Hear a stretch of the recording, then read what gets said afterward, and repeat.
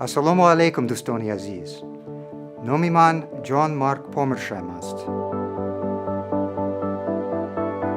Man hushalam ki dar sarzamini mekmonavozi Tojikon ba haisi safiri Amriko kor khoham kard. I have been a U.S. diplomat for 29 years. Together with my wife Natalia and our 3 sons, I have lived and worked in Russia, Belarus, China, Japan, Germany, and Kazakhstan. As U.S. Ambassador to Tajikistan, my mission will be to expand our cooperation, whether in trade and agriculture, people-to-people ties, as well as rule of law, public health, security, and education. Natalia and I can't wait to experience firsthand Tajikistan's breathtaking nature and its rich culture. While studying a bit of Tajiki, I have learned more about Tajikistan's legendary hospitality and its wisdom-filled literature.